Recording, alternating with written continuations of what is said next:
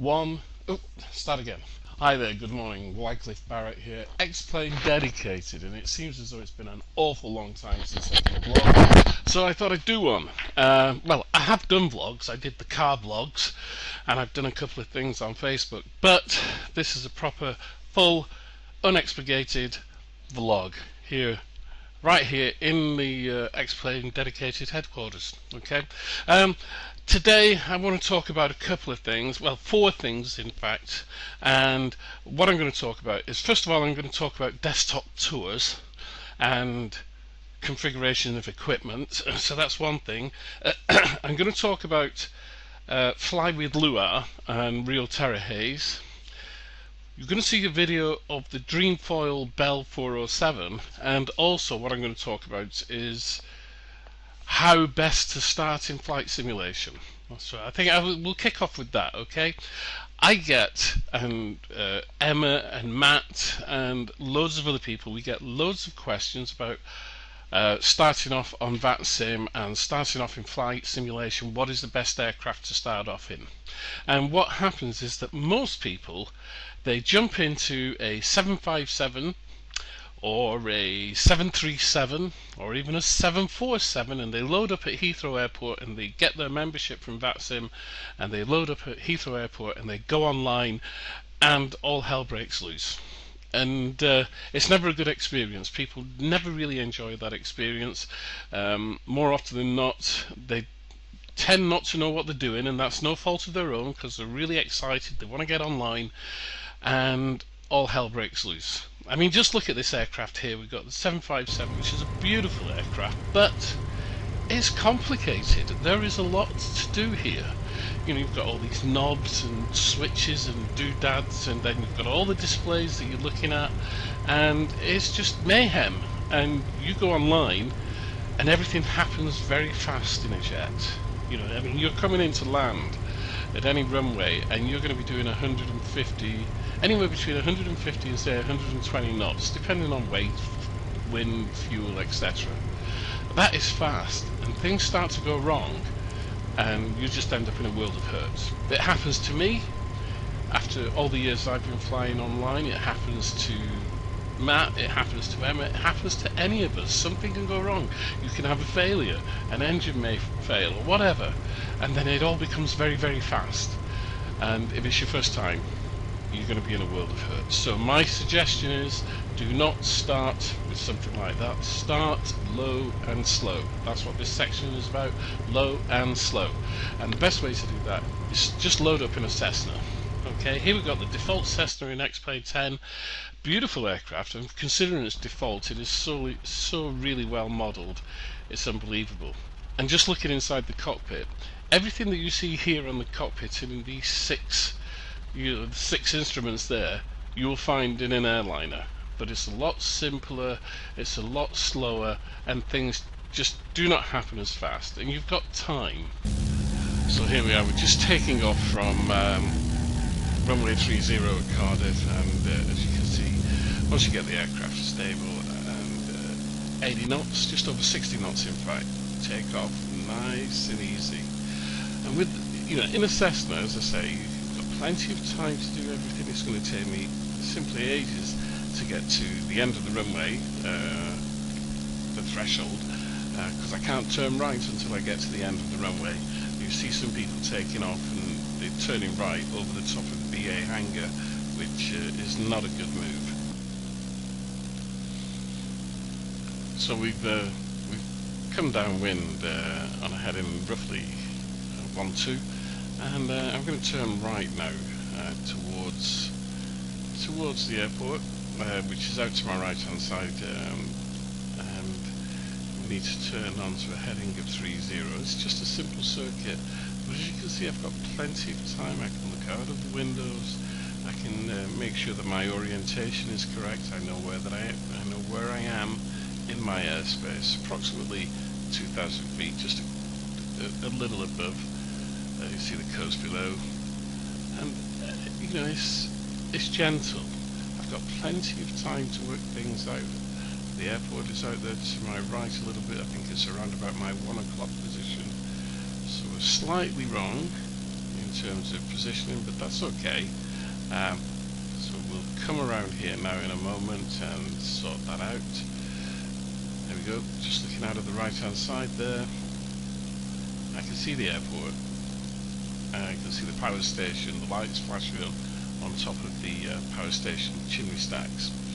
So we're going to come around. We're still around about 2,200 feet, so it's a little bit high. That's okay, it's very manageable. I'm going to start reducing speed now as I come around onto that heading for runway 30. To my right hand side will be Barry Docks and Sully Island. So keep coming around, and yep, there's the runway. I can see it coming. It's not a problem now. Bit nose down, but I'm reducing altitude. My RPM is around about 2,000. I'm going to bring that down. Not forgetting, of course, that with Xplane's realistic flight dynamics, as soon as I put a stage of flap on, the aircraft will come up, so I have to compensate with trim and throttle. Do say you know, pitch control can be adjusted with throttle. This is true, but in Xplane 10, because of the flight dynamics, you really do need to be ahead of the aircraft, and you can only do that in a Cessna when you first start flying online, or even first start flying in flight simulation. You can only do that in a Cessna. You need the time to be able to, you know, adjust, make minor movements, minor adjustments. So here we come now. We're coming in on final. Speed is coming down, just around about 600 feet. Probably just about a mile or so to go. Speed is coming down towards 70 knots. And this is all on trim, so I'm not doing anything really. No major adjustments. Just a little bit of realignment of the aircraft towards the centre line. Landing on centre lines is always difficult. Here we come, over the fence.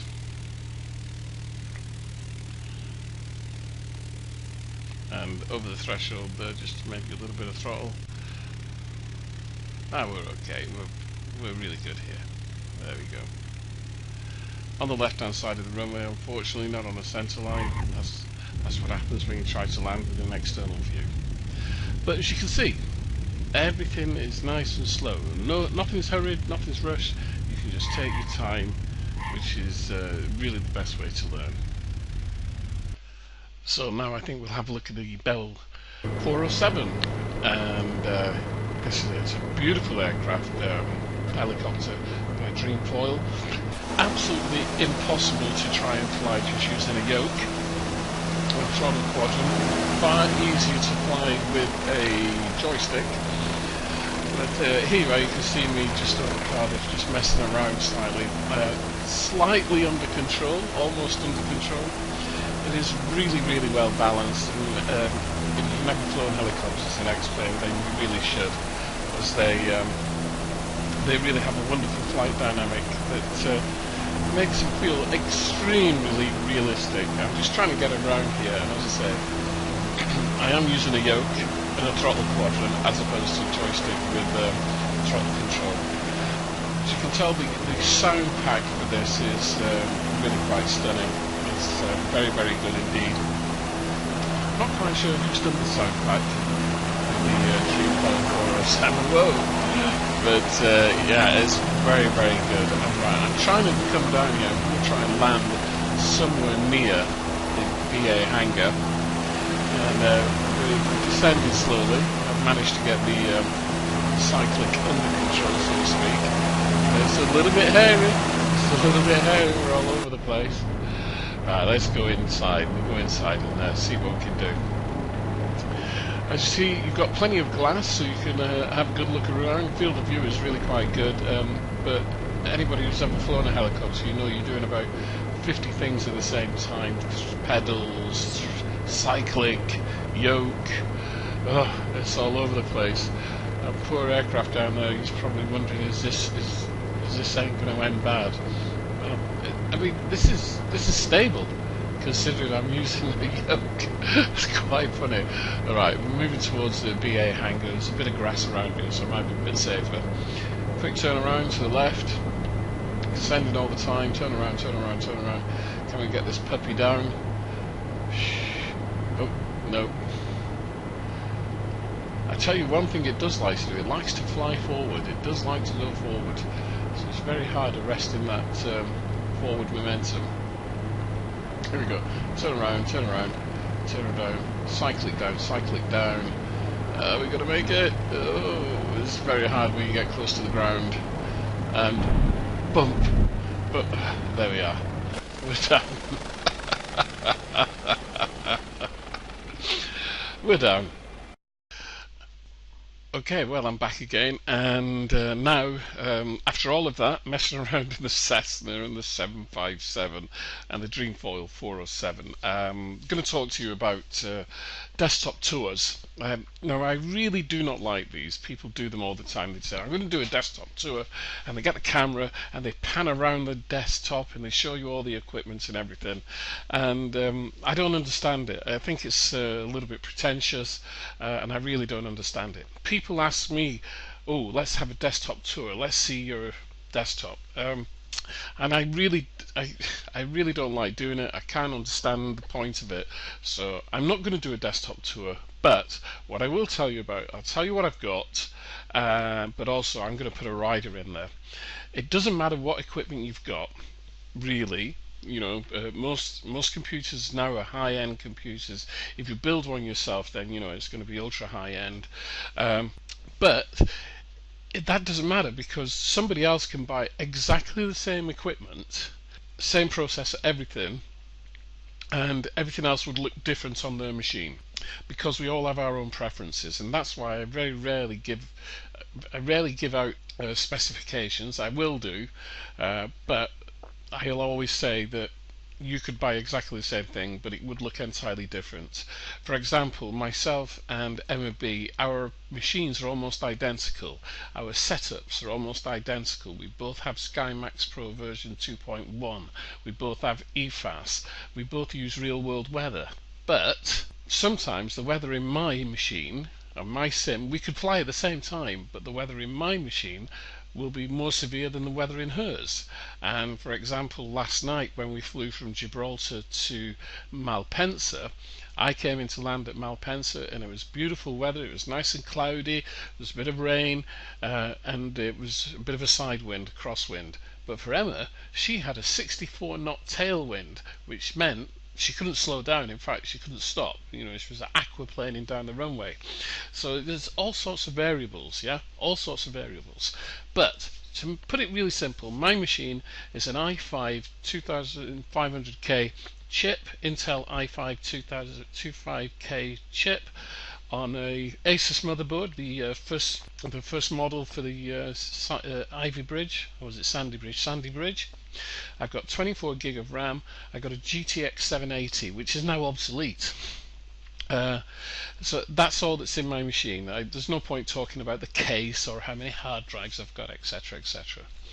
My second PC, which is the slave PC, is a Dell Dimension 3100. It's a very old quad-core hyper-threading. It was my son-in-law's, and he gave it to me because he bought himself a laptop, and that machine just runs all my kind of internet stuff, connections and what have you, when I'm streaming, and that's it basically. I got 3 monitors. One of them is a ultra widescreen high def 29-inch monitor. The other 2 are 2 19-inch square monitors, and I have them in a 3-monitor configuration, and that is really about it. But it's the way that, you know, you put things together. It's always how you put things together that makes the difference. So in terms of desktop tour, that's about it. It's about as much as you're going to get. I've got a Cytec yoke and throttle quadrant. I've got an X52 joystick and throttle arrangement, and I've got my GoFly MCP Pro. So that is it. You know, I could take pictures, and but why? Finally, as we come towards the end of this video, and it's really been a long one today, we're coming up close to 12 minutes on this video. finally today what I'm going to talk about is real terror haze, shortened to RTH, and fly with lure, which is fly with lure, LUA. Um, the, I'm not a programmer. I do not delve deep into Xplane in that sense, but some people have, and what they've come up with is Fly with Lua, which is a scripting language which allows people to create plugins which manipulate certain elements of Xplane.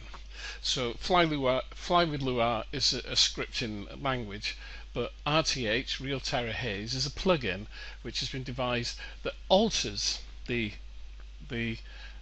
distance haze within Xplane. It alters the distance haze, it alters lighting in the near, middle and far distance. It does a whole ton of stuff. You can create light bloom, you can have dim lights. It's absolutely fantastic. Now, what the amazing thing about all of this is that it's free. Okay, now you combine RTH, Real Terror Haze, with SkyMax Pro version 2.1, which is cloud textures and quite a few other things as well, crepuscular rays and lens flare and high definition clouds and standard clouds and a whole load of other stuff, and you get absolutely incredible results. And I know that you've seen some of these results on the live stream in lots of the images that you'll see on Facebook groups XP dedicated as well. I'd suggest that you get a hold of these. It's free, it's not going to cost you anything at all, so you need Fly with Lure and also RTH, Real Terror Haze. Get them, they're free, give it a go. And if you've got SkyMax Pro version 2.1 as well, absolutely brilliant. And if you've got EFAS, which is the weather engine, right, which is better than the default weather engine in Xplane, then what you'll see is absolutely breathtaking. So that's it. It's been a long vlog. It's been a long one. We're just coming up towards 13 minutes or so. So thank you very much, and we'll see you all again soon. In fact, it's 18 minutes. You take care. Bye bye.